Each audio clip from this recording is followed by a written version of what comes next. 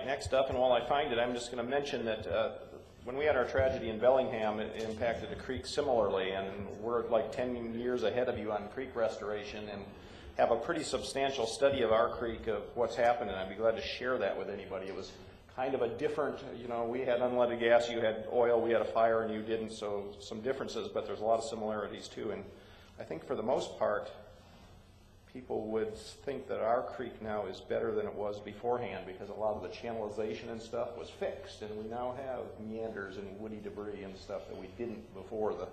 Which one is it, Jim? That one right there? This one? Future safety.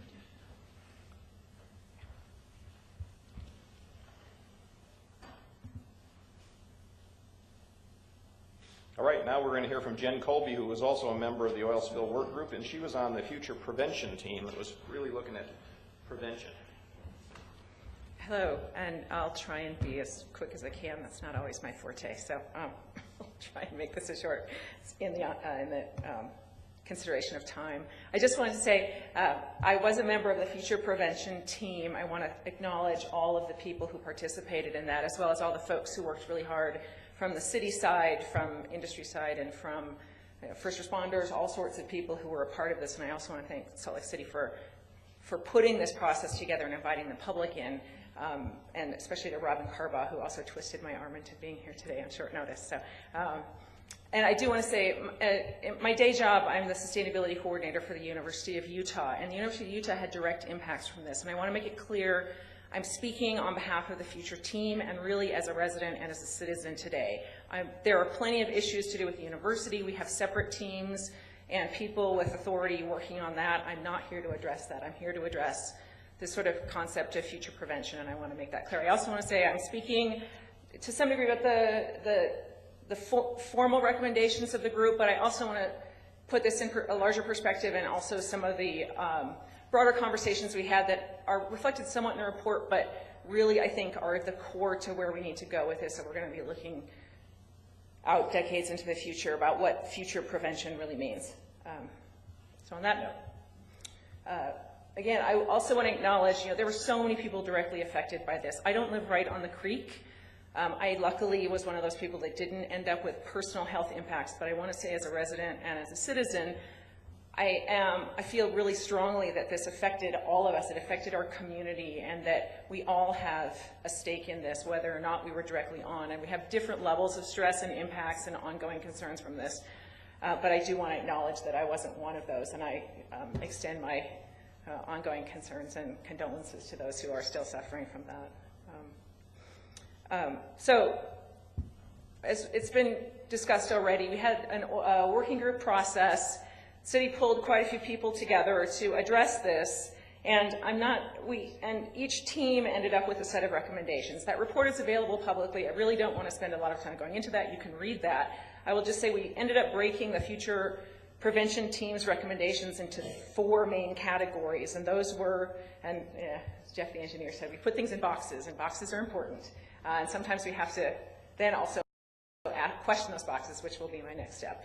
But the categories we really looked at were overall risk assessment, public policy, emergency response, and then also technology and potential technological solutions that needed to be put in place. And I think we've heard already here that a lot of those, if you look at our report and those specific findings, a lot of those are actually being addressed really quite well. I think from the federal level, maybe one place I'm not totally sure of is what the state is doing in terms of changing its policies, but local and federal certainly. I think we're seeing lots of partnerships, lots of work being done by the industry.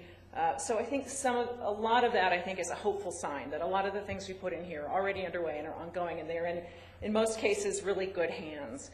But I also want to raise the concern that, as Jeff was saying, it took an incident like this to remind us all of the scale and scope of these potential risks. And while public utilities may be working really closely with Chevron, because this is the direct project, the direct incident and issue we're looking at, we obviously, from the maps we've seen, have issues with many different companies. It's a patchwork. there's much work to be done, and there are limited resources. So I hope that in addition to what's been done with Chevron, and I think that's part of our recommendations, how do we have this process without this big legal stick and this having to have an incident like this happen? How do we assure that this is happening systematically and throughout the whole network? And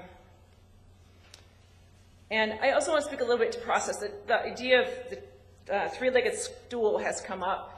And I think sometimes those legs, Robin was talking about this yesterday, maybe those legs aren't exactly even and they're not all particularly well glued. And maybe some of them are a little been chewed on by the dog and run into a few times with a vacuum cleaner. And I think the citizen participation part of that feels a little bit like this. There's a real, we're talking a lot about energy. Well, there's a real differential in power and in knowledge when we walk into groups like this. And I think it's frustrating on both sides. I know from the technical expertise side, it can be really frustrating to work with citizen groups. Citizens who are really concerned, they're really worked up, they've had horrible things happen to them, and they don't really have the technical background because they can't. It's not their fields of expertise. But they have really important things to bring to the table. And then on the other side of this, I think as citizens, it's really overwhelming. It's hard for us, average people in the community. We have our work, we have community things, we have family, we have all these things going on, and suddenly, and we really didn't want this. We just wanted to go through our days. We want to have a nice, healthy environment. We want to go to practice. We just want the rhythm of our lives to go on with as least impact as possible. And so this sort of thing is a big commitment. It's all volunteer. It causes stress. It causes health impacts. It causes relationship impacts.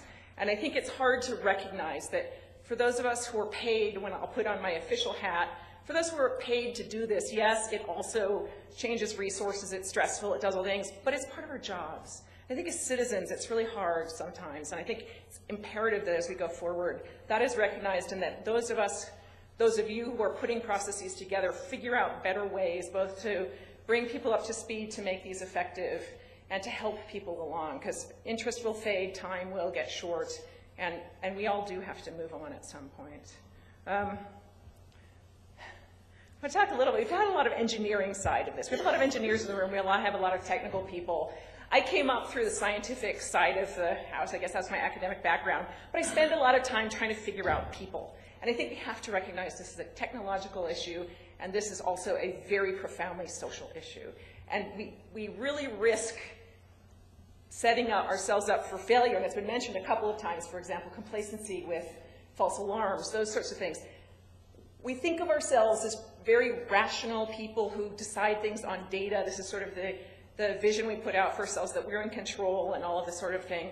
But neuroscience and psychology and all kinds of really behavioral economics are showing us that, quite honestly, we are not who we think we are. And we're really good at storytelling. We're really good at narrative. That's how we remember things. We have two main brain systems. They are the fast system and the slow system. And that fast system is the sort of lizard brain, habit-forming, old brain system. It's really effective at what it does. It keeps us alive, but it also isn't very rational. It reacts really quickly, and it backfills with stories. Those stories may or may not be true. So I think it's really important that we recognize our tendency to rationalize and our tendency to, we also are really bad at risk assessment just by nature. It's like visual illusions, where even if you know about an illusion, it doesn't make you not see it. So I think there are a lot of things we have to solve on those sides. There are technical ways around this, but I think if we fail to recognize this, we're at a significant disadvantage, and we will continue to go forward with likely similar scenarios. And I guess on that note, I'm really pleased to see from the industry side, they're talking about learning from the airline industry, from other entities. And for example, on the process side, this is where things like the culture of an organization, a safety culture, whether or not lower level people can challenge higher ranking people when they see problems. We've seen this in the medical industry, the airline industry, very hierarchical, very technical industries. Often it's a social problem. People know there was something wrong, but they didn't report it because they're afraid of personal consequences and personal risk rather than collective risk, and you get away with it a lot of the time. So this is where things like the checklist manifesto, if anyone has read this, if you haven't, I think this is the kind of thing being put in process. Why that valve wasn't cleared, it's a failure of process, and it was failure following through. Simple things like checklists, which seem really like kindergarten sort of thing, actually work. And I think this is often, meanwhile, where we end up. We're sending, like, as the general population, we're kind of overwhelmed with information. We don't really know, we want something quote unquote positive or good. We don't really know how to get there, and we really can't sort all of this out. So this is when our fast brain system kicks in. And I think we have to spend a lot of time figuring out how to make it easier for all of us to make these choices. So now, beyond the immediate spill recovery response and looking at these kind of steps like valve, leak detection systems, regulation and oversight, all this stuff, I think I want to talk about now the box. And I think it's really important to ask what questions we're really asking and what that means for the solutions we're coming up with. I used to work for a federal agency working on National Environmental Policy Act projects. I worked in a unit that studied public comment. And basically we spent a lot of time categorizing comment and basically deciding whether or not it was in scope or out of scope, whether it was part of the project consideration or not. And we spent a lot of time taking really good, insightful, technical comments saying, not in scope, putting them in another pile and saying that's not part of our problem. Well, I think it's really important to ask about that scope. I was really impressed, and it sort of struck me when I heard Peter Lydiak say yesterday, the petroleum industry's goal is no fatalities, no injuries, and no releases to the environment. When we're talking transportation of hazardous materials, when we're assuming that the scope of the problem that we're talking about is a transportation problem, that is a problem that has a lot of moving parts. It has a lot of things for us to work on. It's a huge challenge in and of itself, and we're not looking at the real problem. Scope matters. Let's look at that material flow from production to disposal. Let's back out. When we back out, what are we really talking about here? That is, I think, where we really need to be going for future prevention. This came up a little bit in the team, and I'm going to add my sort of broaden on that topic. I think if we look across the board, the entire industry, the entire fossil fuel industry, the hazardous materials industry is an incredible one. This is an amazing substance that humans discovered. They figured out how to use. They figured out how to turn into all of these amazing products. And we also have learned a lot about what the downside risk of all of that is. And what we really want out of it is the work and the products and the benefits that it provides, not the material itself. We want a comfortable home. We want to get from point A to point B. We want to travel. We want goods and services. We don't necessarily care what the means of supplying that is, but we happen to find something really effective, incredibly energy dense, and incredibly flexible in terms of all of the things that petroleum and its byproducts can be turned into. Unfortunately, the environmental toll is starting to add up, and I think we really have to start questioning what we're really trying to solve here. And I think if we look at that, no releases to the environment, well, the combustion of all of these products, as we know, has multiple consequences. And if we look at the trajectory in this valley, it's actually been a really positive story that we moved from wood burning to coal, and then from coal to natural gas. Quite honestly, that natural gas provides multiple cleaner benefits overall, and it was an immense effort to put that network in, and we did it over a pretty short amount of time. If I think about, I have a home that was built in 1891. It has wood stoves. It had a coal-burning furnace that had been converted to natural gas. We finally ripped out and put a really nice high-efficiency boiler in. That is, in many ways, a really positive story, and yet we're missing all of those other pieces, and at some point, our question has to be, what's the next transition? And that next transition is vital because of this.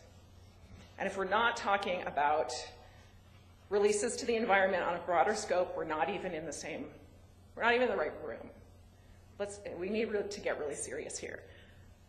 This is the trajectory currently of CO2 in the atmosphere. You can see the northern hemisphere breathing a little bit because of the plant life.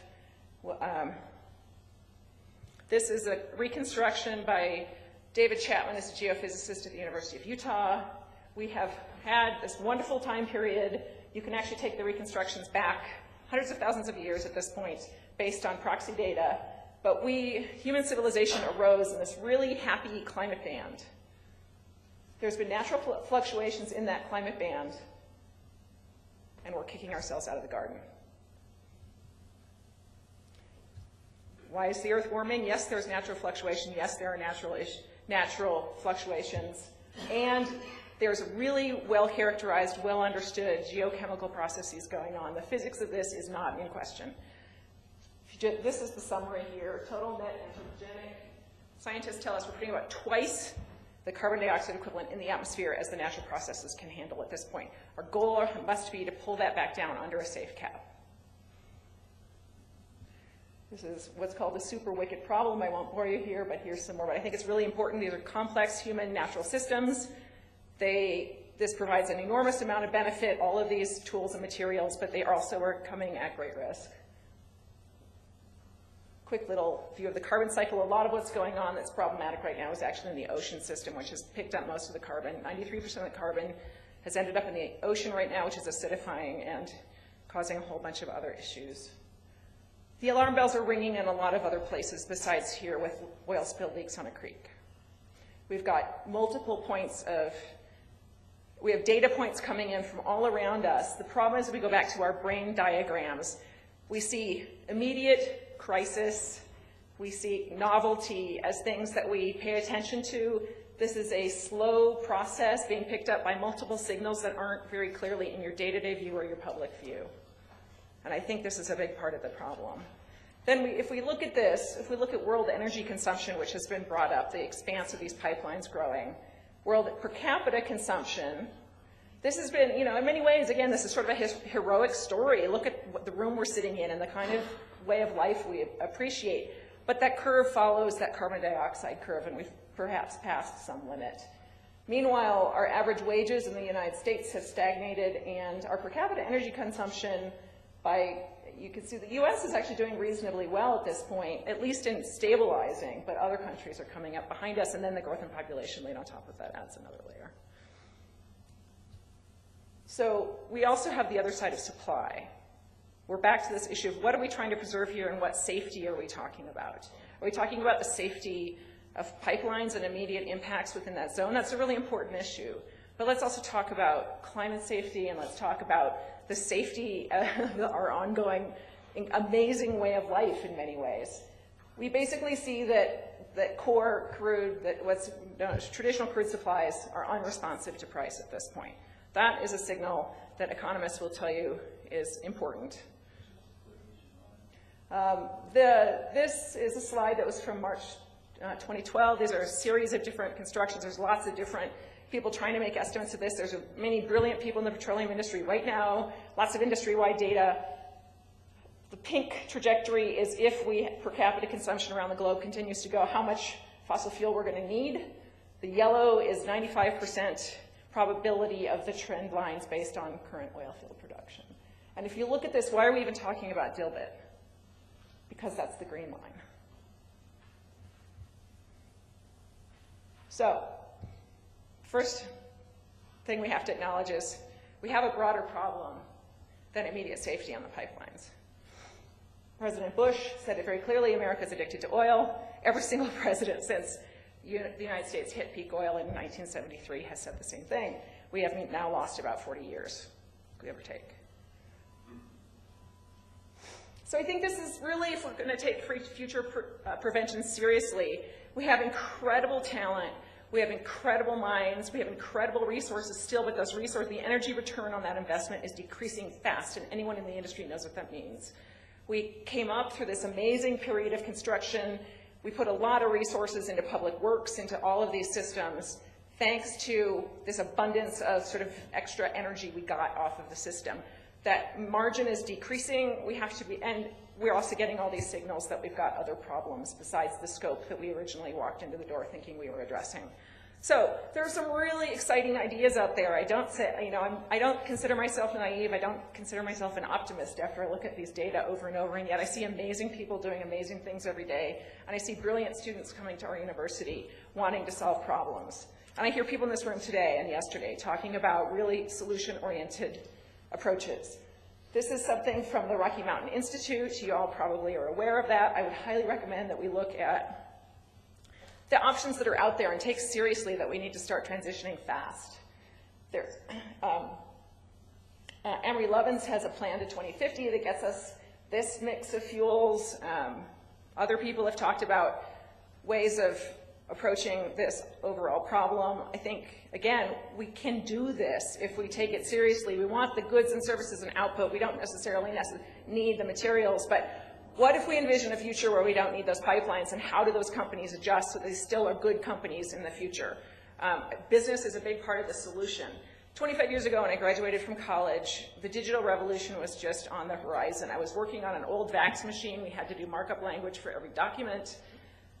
Kodak and the US Postal Service did not see that coming necessarily, and yet we see major institutions who didn't adapt. So how do we take these amazing legacy companies, continue to provide these services, and transition? BP said beyond petroleum. I'm not sure how serious they were about it, but I think it's time for us all to take that seriously. Thanks.